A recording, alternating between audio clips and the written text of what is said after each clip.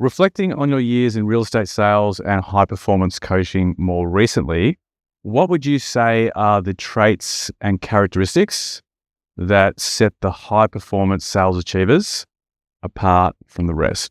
Common question, but always important to ask. And especially in any business that's in growth mode, the principal or the manager needs to ask that question. So they can either educate, emulate, copy, whatever it might be, someone who's doing it, and bring that into their business. So I think there's not 2 or 3 traits that particularly stand out, but it is an amalgam of many things that blend and come in at one time. So within our character, we have a lot of different personalities.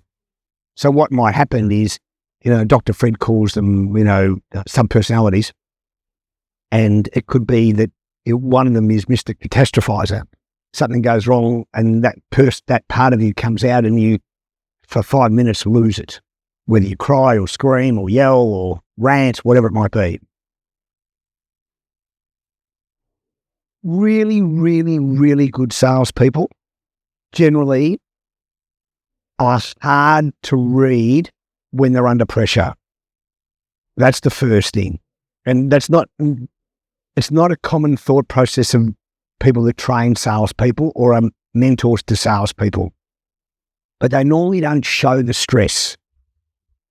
What you will see is you will see an uptake in their delivery and an uptake in their work ethic when they are under stress. And that is always the indicator to me.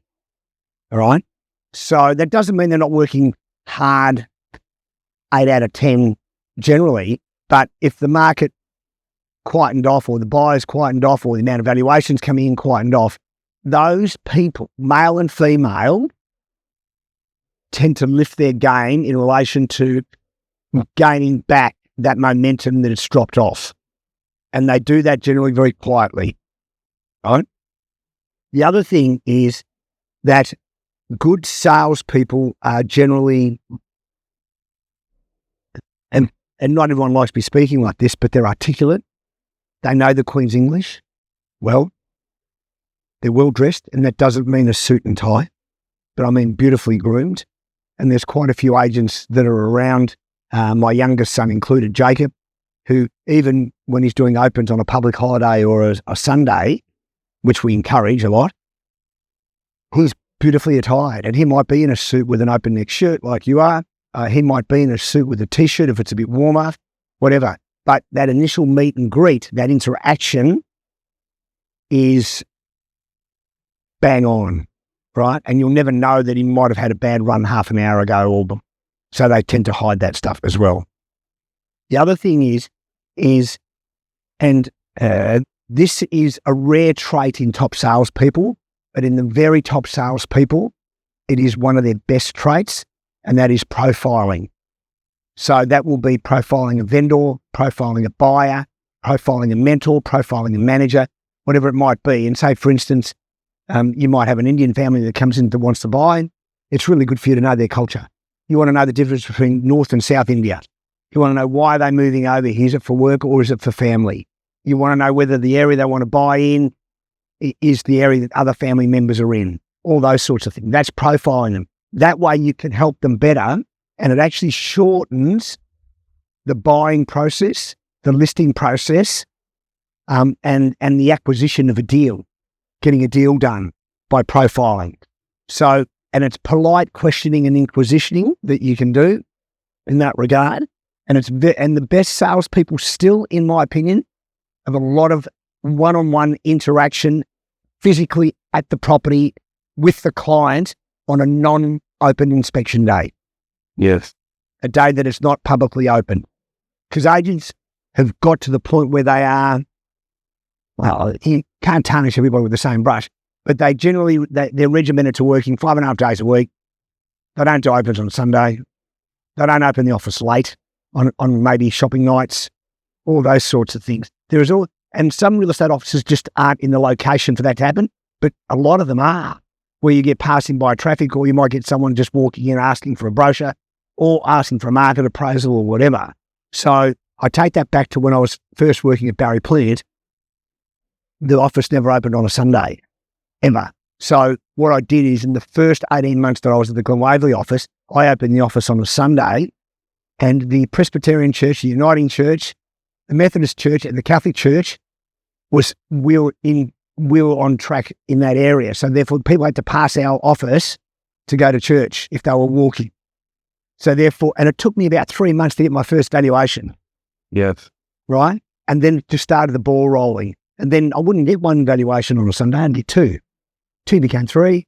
And some Sundays were still quiet and I'd get my admin done. And some days you'd be flooded. And then people got to know that I was available on a day that they had off.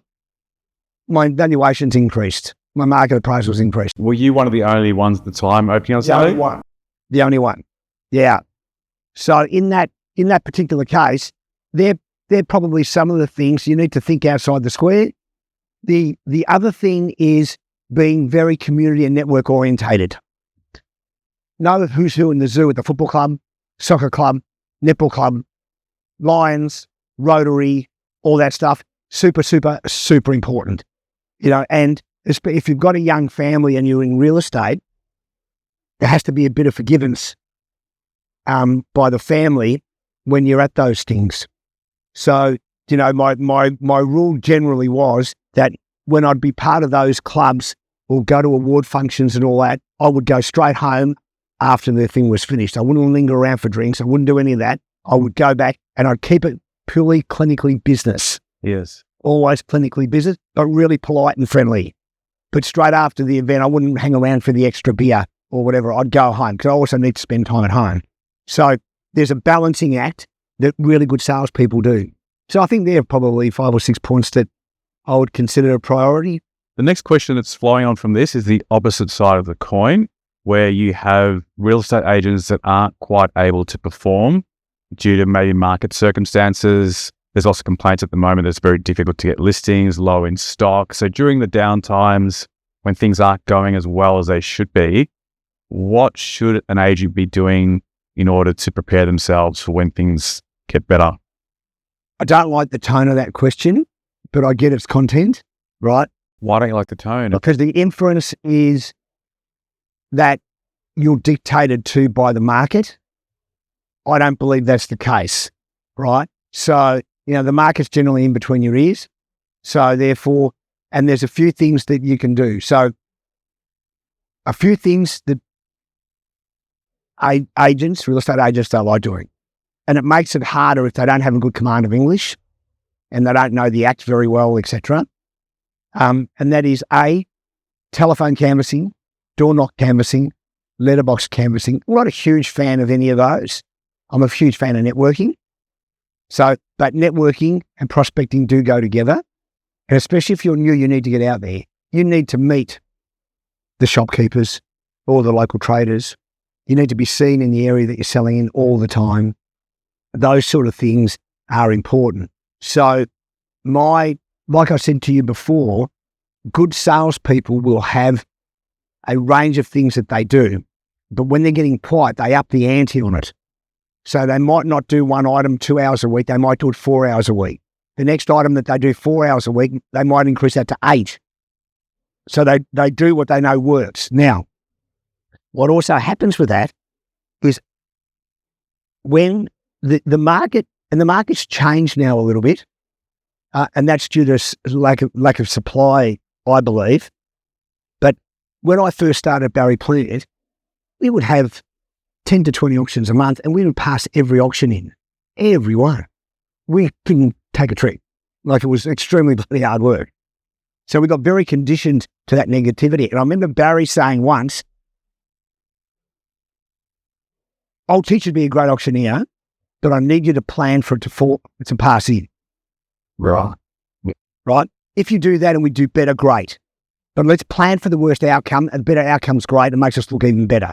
But if we can pass in an auction and make it look good, represent the vendor well, still get a really good price, we can still trade after the auction because that will bring them out. So, in that, without getting onto that score, the part of a good auctioneer will be able to bring out the the info or the people out of the crowd that really are interested, even if they haven't put their hand up.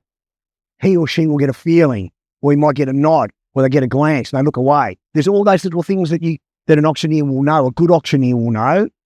Like Paul Samaras, he's very good at that, very good at the intuition, picking up things and circumnavigating the crowd. Excellent at that. So so you up the ante on that, and you go in prepping for the difficulty. So in that case, if the market availability of stock was dropping, my goal would be to increase my market share by increasing the things I know that work. My youngest son is listed in his first 6 weeks, 6 or 7 weeks, listed 6 properties. Now, I tell you, coming out of commercial and going into resi, that's extremely unusual, right? Yeah, I was extremely proud. I could never have done that, I don't think. What do you think things that enabled him to get so many listings of such a store? Well, what he did, he networked. So one was he networked. He told everybody what he was doing, so everybody was informed, and he had a few referrals. The other thing that he did is he did multiple open inspections. So if a property was advertised at, say, 11 to 11:30 on a Saturday, and he was going to have a quiet afternoon, he would reopen that property again and re-advertise it for 2 to 2:30. So, as I said, him and I have discussed, I said, you can open a property 4 or 5 times a weekend, it doesn't matter. Or if there is a fate down the road, you might not open it when the fate opens, but towards the middle, on the end of the fate, you would open the property when you're getting people leaving, that sort of thing. So you might open it early in the morning when they're coming through, but you open it later in the afternoon. You never open it in the middle when all the activities are going on. You've got to be smart with that stuff. So he's been doing a lot of that. So, he's been doing open inspections from Bayswater, Baronia, back to Mount Waverley, all over the place. So in that particular case, he's of the mantra, I want to be of service, and second, I want to be more of service. So he will do that. And that's when you have that interaction at open inspection and you're able to get the buyer in the car, then half your job is done, because that personal connection's made in the car when you're close.